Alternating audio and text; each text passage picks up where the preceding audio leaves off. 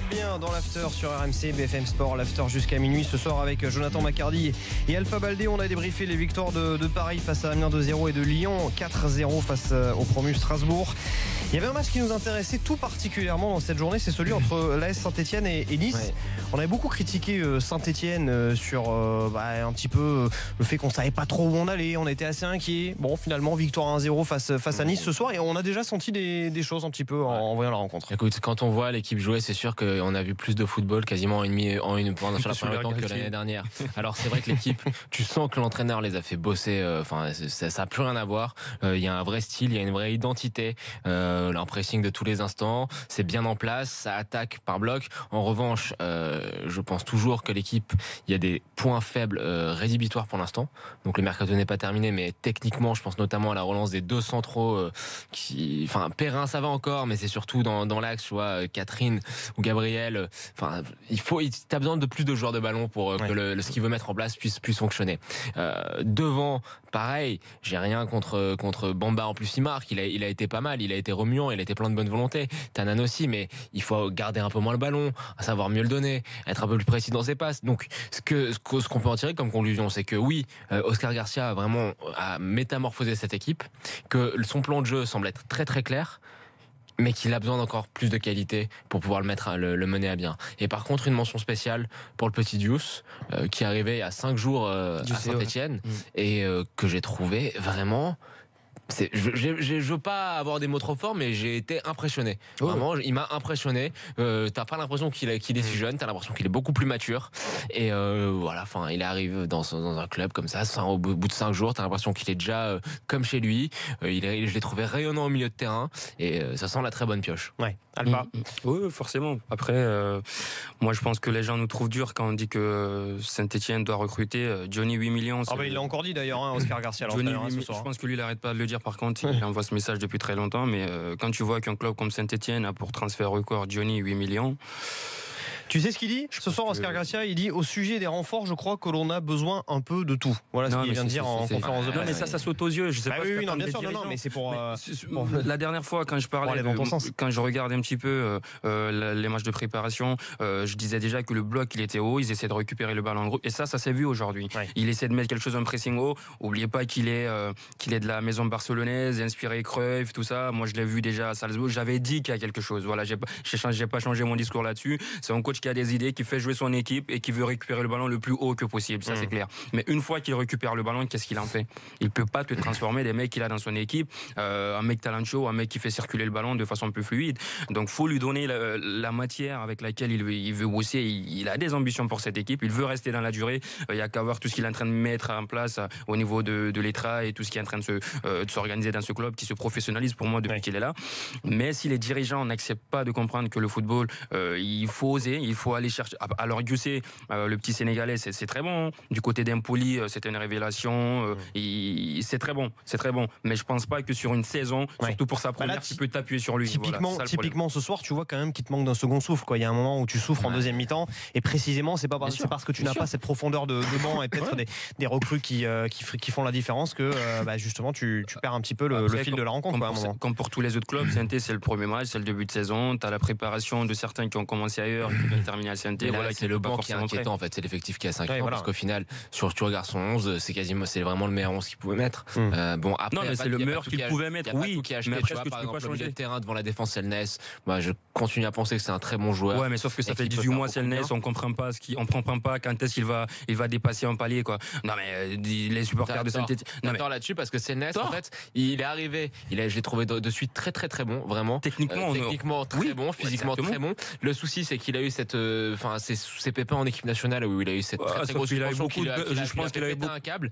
Et Galtier, en fait, l'a pas souvent mis dans les bonnes conditions. Mais là, quand il est comme ça devant la défense, quand il est comme ça, Galtier lui a pas souvent il a un peu géré n'importe comment la saison dernière, mais je t'assure que ça reste un joueur qui est au-dessus de la moyenne. Quand il est devant la défense comme ça, s'il est bien associé, ce soir, je trouvais que le milieu de terrain, c'était une des choses qui était positive à Saint-Etienne. Ce milieu à 3, je trouve que c'est, si on doit ne pas toucher un secteur, pourquoi pas celui-ci avec Dabo et Diouf. Mais non, Selnaes, moi je pense qu'il a les capacités de s'imposer comme le taulier de l'équipe. Oui, il les a. Il est très bon. Oui, on est d'accord sur le fait qu'il soit bon techniquement, sauf que ça fait 18 mois, il a les capacités, il continue toujours à avoir les capacités de s'imposer. Il a eu des blessures, des suspensions, la question de Galtier. Bon, si à chaque fois il faut lui trouver des excuses en 18 mois, je pense qu'on continuera à trouver des excuses pendant 10 ans. Moi je pense qu'aujourd'hui. En fait, tu peux contredire pour contredire, parce que je te dis juste qu'il a été suivi. Attends, vous êtes en train de débattre, les gars. Non, mais il est bon. Si j'ai une idée. Attendez.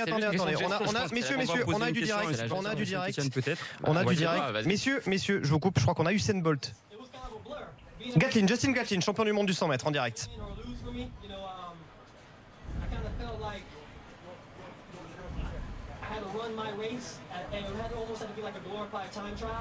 You know, I knew that it was going to be the second half of the race where the most important part of the race was going to be because Usain always lose in the last 50. And I knew I had to keep my feet moving. And when I looked over 5 minutes ago... Justin Gatlin qui s'est imposé... Non. With his mindset, his focus, his guts, his glory, he did a great job as well. Defeat of what was a surprise for you? Allez, voilà, Justin Gatlin. Alors on devait avoir une traduction, on n'a pas eu la traduction. En gros, il dit que la plus importante c'est la seconde partie de la course. Ouais, mais je pensais qu'il y aurait eu un truc. Mais moi aussi je croyais. J'attendais. Il a dit qu'il a gagné la course dans la seconde partie, qu'il était concentré, qu'il a tenu à garder sa foulée loose, comment on peut traduire loose en français, légère, aérienne. Et voilà, il est content en gros. Voilà, champion du monde du 100 mètres, Usain Bolt qui a terminé 3e le Jamaïcain. La défaite de Bolt et tout. Pardon ? On avait une bonne question qui était lancée sur la défaite de Bolt. Il allait reprendre là-dessus. Oui, mais qu'est-ce que tu veux ? Moi, j'ai des consignes. Donc, on les respecte. Allez, on va accueillir Hervé, supporter de l'AS Saint-Etienne, qui a fait le 32-16. Salut Hervé. Salut Arnaud, salut Jonathan, salut Alpha. Salut Hervé. Juste une question pour commencer. Selnaes, t'en penses quoi après 18 mois ? Je suis ravi que Jonathan soit là. Jonathan, l'année dernière, à la même époque, on s'est enflammé tous les deux sur Selnaes. Je m'en souviens. Moi, j'avais commenté son premier match à Geoffroy Guichard. T'as diminué l'inflammatoire, toi ? Alors, non, je vais te dire un truc, Alpha. Tu dis depuis 18 mois, c'est l'énigme Selnaes. Il y a eu les 6 premiers mois où il est arrivé au mercato d'hiver avec Söderlund. Effectivement, il n'a jamais joué, il a fallu qu'il s'adapte. Okay. Je vais te dire 2-3 petits trucs. À la fin des matchs allés l'année dernière, Selnaes, il a quasiment 30 matchs de jouer. Il joue tous les matchs. Europa League, tour de barrage, Ligue 1. Il a 22 ans. 22 ans ou 23 ans. 22. C'est un jeune joueur. Donc, sur les 18 mois où tu dis il n'a rien montré à part son potentiel, je suis pas tout à fait d'accord avec toi. Non, j'ai pas dit qu'il a rien montré. Attention, faut pas déformer ce que je dis. Ouais, tu dis que c'est une énigme et que. On continue à se poser des questions. On attend qu'il devienne le patron. On attend qu'il soit vraiment ce mec-là devant la défense, qui fasse jouer son équipe. Oui, ça, je le dis. Mais je dis pas qu'il a pas des qualités. Il casse des lignes. Il est très bon. Maintenant, moi, je veux avoir ton avis après 18 mois sur lui. Toi qui le vois, c'est ton club. Ah ben moi je te le dis, les 6 premiers mois de la saison dernière, il a été monstrueux à Saint-Étienne. Il a tenu l'équipe à bout de bras. Et ensuite, effectivement, il y a eu la suspension avec son équipe nationale. Ça l'a fait une blessure qui a été peut-être mal soignée. Il a eu un petit souci. Alors tu vas dire c'est des excuses. Il s'est fait braquer chez lui, etc. Il est rentré un soir, la maison retournée. Bon, peut-être qu'à 22-23 ans. Quand tu es norvégien et que tu arrives à Saint-Etienne, c'est peut-être pas tout à fait évident. Donc il y a eu peut-être des circonstances. Ok, d'accord. Donc on valide qu'il y a beaucoup de circonstances. Donc du coup, on va le rejuger sur cette saison. Honnêtement, vu ce qu'il m'a montré moi sur les 6 mois, les 6 premiers mois encore une fois de la saison dernière, je lui laisse encore une paire de passes droits, tu vois. D'accord, ok. Hervé, sur la victoire des Stéphanois ce soir. Eh bien écoutez, vous avez dit beaucoup de choses. C'est vrai que le milieu, ça paraît très intéressant avec Diouf, Dabo, Selnaes. Justement, il y a la tête, il y a les jambes, il y a du muscle. Ça peut être un milieu très très complémentaire. L'attaque, c'était un petit peu la surprise du chef. Moi, je m'attendais à voir Robert Berić débuter. Il nous a fait un petit peu ce qu'il y avait il y a 4-5 saisons, un petit peu partout en Europe, c'est-à-dire une équipe sans vraiment d'avant-centre. Ça a été plutôt probant sur la première mi-temps. Derrière, c'est Cruffier-Perrin, ça va faire le boulot. Pierre Gabriel, moi, c'est un petit jeune également que j'aime beaucoup. Alors après, avec les défauts des jeunes, mais qui a vraiment, à mon avis, qui plaît beaucoup à Oscar Garcia. D'ailleurs, la preuve, Yanko qui est acheté pour jouer à droite, est titularisé à gauche. Donc ça veut bien dire que qu'il n'a pas envie de se passer de Ronald Pierre Gabriel. Parce qu'il veut aussi quelqu'un à gauche, je pense, parce que tu sais, Mbeng et tout. Je pense qu'il a déjà utilisé un amical pour essayer de voir ce que ça donne à gauche. Et vu qu'il a tenu un petit peu. Là, c'est vrai que les renforts prioritaires qu'il nous faudrait, ça serait un latéral gauche, effectivement. Si on pouvait trouver un milieu de terrain qui nous soulage un petit peu dans certains moments à tenir le ballon. Alors pas à l'âge qu'il a, mais un Julien Ferré, vous voyez, un joueur un petit peu comme ça, un Laurent Batles qu'on avait eu, un gars qui a la vision du jeu, qui sait tenir la balle. Pascal Feindouno, tu peux toujours le dire. Ouais, voilà, Feindouno, ouais, c'est vrai. Ouais, mais après Feindouno, Commence pas, toi. Feindouno à Saint-Etienne, c'est un 2. Voilà. Alors, Feindouno, pour le coup, juste petit truc, on dit souvent de joueurs, c'est des joueurs qui sont capables sur une action de génie. Feindouno, pour avoir été au stade, avoir vu quasiment tous ses matchs à Geoffroy Guichard, Feindouno, quand il avait pas envie, il n'y avait jamais de geste de génie. Hein. Les gestes de génie, c'est quand il était bon de la première à la 95e minute, mais après, il pouvait être transparent. Bon. Après, l'autre donnée qu'on va attendre, c'est un petit peu les blessures. Ouais. Amouma, il va falloir qu'il nous rappelle que c'est un joueur de foot. Exactement. Sportif de haut niveau. Va falloir... Alors, il est revenu un petit peu affûté. Et ça, on en avait parlé, Jonathan. C'est un mec, je comprends pas qu'il ait pas pris plus de caisse. Il a bientôt 30 ans. Le mec, il est toujours... On a du mal à se rendre compte qu'il a 30 ans. À l'époque, c'était l'une des meilleures pioches que vous ayez pu faire. Hein. Ouais, carrément. Oui, clairement. Mais c'est vrai qu'il a un petit peu stagné. Tanan, on espère que lui aussi va nous montrer ce qu'il nous a montré.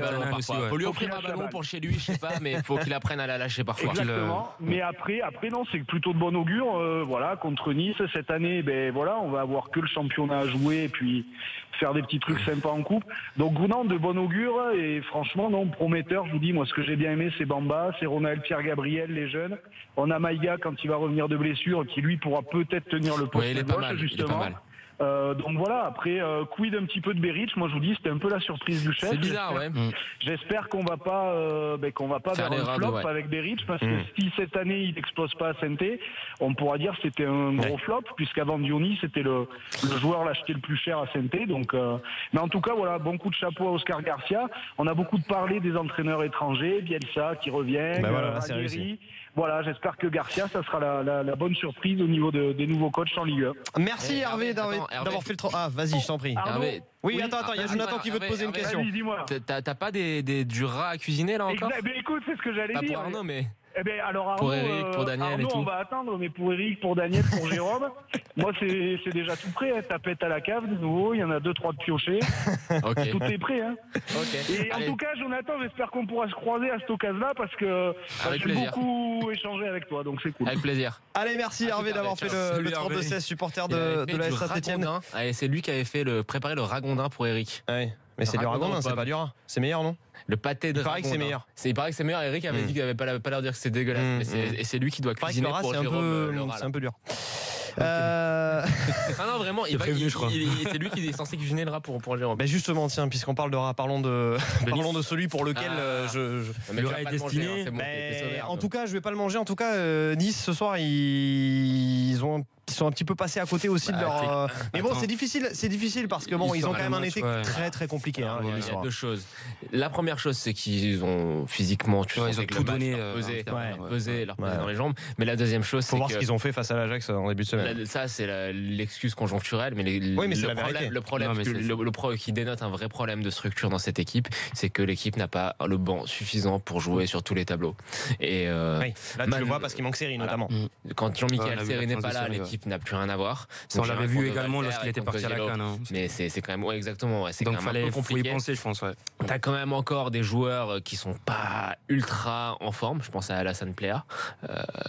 Voilà, l'équipe qui a fait un gros match contre l'Ajax et qui a joué beaucoup plus que ce qu'on attendait après 6 mois dans cette équipe. Dans cette équipe, t'as de quoi faire un 11 très très convaincant. Vraiment convaincant. Après derrière, le problème, c'est que si tu veux jouer ce qui sera probablement le jeudi, vu que tu n'as pas mangé le rat, pas le mardi ou le mercredi, mais si tu veux pouvoir jouer le jeudi, plus les coupes, plus championnat, il faut vraiment se renforcer. Non, mais est-ce qu'ils ont envie de ça? Si. Ils attendent de savoir quel sera leur budget. En fait, ils attendent simplement de se dire. On va jouer la Ligue Europa, donc on peut tabler sur tant de droits télé, tant de primes de participation. On va jouer la Ligue des Champions. Le président River l'a dit, Alpha. Quoi qu'il arrive, ils vont encore 3-4 recrues à venir d'ici la fin du mois. Après, ils seront plus ou moins importantes selon effectivement la compétition européenne. Moi, je veux bien croire le président, mais je pense que la saison dernière, l'Europa League, elle est quand même mise de côté. Et je pense que cette saison également, s'ils ont l'opportunité ce qui leur permet de faire la saison qu'ils ont fait en championnat. Bien sûr. Oui, bien sûr. Donc du coup voilà, est-ce qu'il avec cette profondeur de banc qui manque et le risque de voir des joueurs accumuler des matchs et se blesser, avoir quelques coups de mou physiques, est-ce que tu prends le risque d'essayer d'aller plus loin en Europa League ou de conserver cette continuité que tu as en championnat pour essayer de t'installer et de développer quelque chose après derrière? Moi je veux bien croire le président, surtout que ce que fait Nice c'est vraiment pas dégueulasse et que même aujourd'hui techniquement au milieu de terrain je les ai trouvés quand même en termes de passes réussies, en termes de de circulation de balles très intéressant. Mais sauf qu'en face, tu avais une équipe qui était bien organisée et ça se voit le travail d'Oscar Garcia. C'est là qu'ils ont été gênés au fait, parce qu'ils s'attendaient pas exactement. Il l'a dit en conférence de presse, Lucien Favre, quand il répond des journalistes, il s'attendait pas exactement à ce que l'équipe soit tellement haute et veut récupérer ce ballon directement, parce qu'ils n'avaient pas l'habitude de ça pratiquement, sauf en Europe ou avec les grands clubs. Sauf que là, tu vois une nouvelle manière de procéder d'un adversaire qui est en face de toi, et vu la bataille physique que tu as menée du côté d'Amsterdam, bah tu peux pas suivre forcément. Donc après ils perdent pas beaucoup, 1-0. Oui, et puis ils auraient pu voilà, mettre en difficulté un petit peu plus les joueurs de l'AS Saint-Etienne. Donc victoire 1-0 de Saint-Etienne grâce à un but de Jonathan. Bon, on passe à Montpellier qui s'est imposé 1-0 à la Mosson ce soir face au Canet. Un but de Souleymane Camara, et je le disais moi tout à l'heure dans mes 3 points, notamment l'hommage qui a été rendu encore une fois à Louis Nicolin. C'est loin d'être anecdotique finalement, tous ces hommages qui lui sont rendus, les joueurs de Montpellier qui portent le maillot loulou, tout le stade qui se lève et qui applaudit à la 74e minute en hommage donc à Louis Nicolin qui a créé ce club en 1974.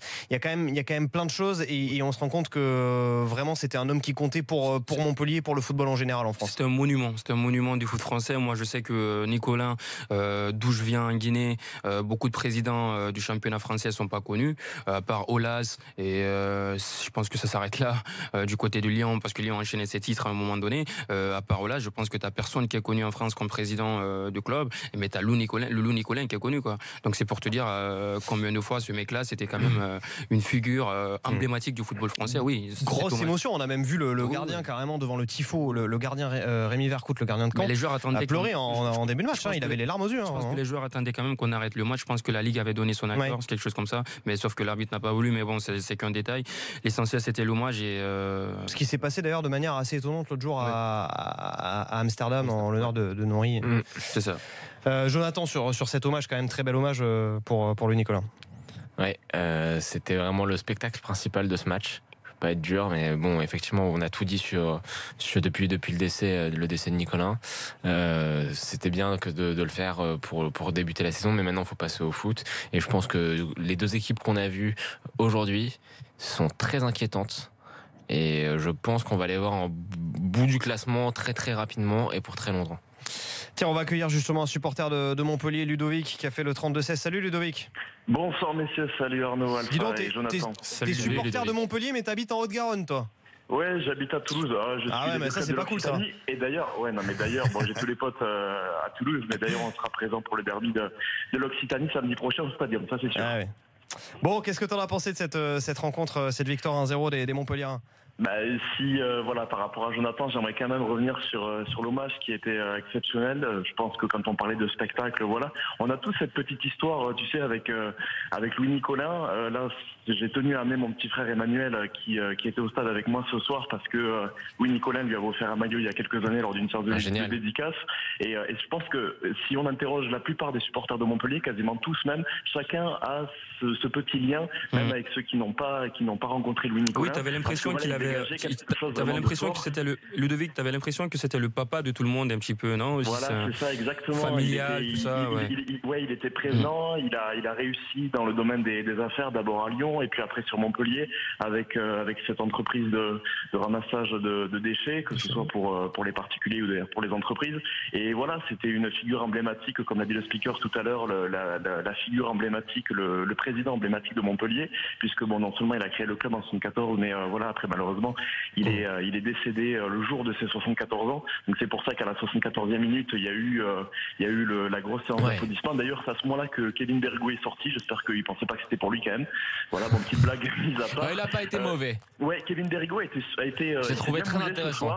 Ça fait longtemps que je l'ai pas vu à ce niveau. Et je pense que c'est la saison de Keke Berigo, on y croit là cette année. Bon, sinon, mis à part ça, voilà. Après, à la fin, comme tout un symbole, on est resté dans le stade jusqu'à très tard, puisqu'il y a eu un tifo avec le visage en noir et blanc de Louis Nicolin qui a été ramené sur le stade avec plein de ballons. Malheureusement, il n'y avait pas assez de ballons. Malheureusement ou heureusement, je sais pas, il n'y avait pas assez de ballons. Donc du coup, le tifo ne s'est pas envolé vers le ciel. Comme quoi, c'est tout un signe, quoi. Louis Nicolin qui voulait rester avec le public, a communié dans le stade. Donc du coup, le visage a fait le tour du stade avec les joueurs. Donc il y avait le maillot noir ce soir, floqué Loulou, et on a applaudi, on a acclamé. Il y avait même le clapping. Alors tu sais, bien évidemment, au son de Lou. Lou. Et ça aussi, c'était énorme. J'ai même vu des supporters qui avaient les larmes aux yeux. Donc voilà, effectivement, c'était le papa un petit peu de tout le monde. Je veux pas parler à la place de son fils Laurent Nicolin, mais je pense qu'il a été très ému de cet hommage qui a été rendu par le peuple payadin, et notamment l'abus de Payade en première ligne. Après, sur le match, comme tout un symbole aussi, Souleymane Camara qui devient meilleur buteur du club ce soir avec 48 réalisations, juste devant Laurent Blanc. Voilà, Laurent Blanc avec 47 évidemment. Et puis voilà, sur la passe, donc du coup on le disait tout à l'heure, décisive de Kevin Berrigo.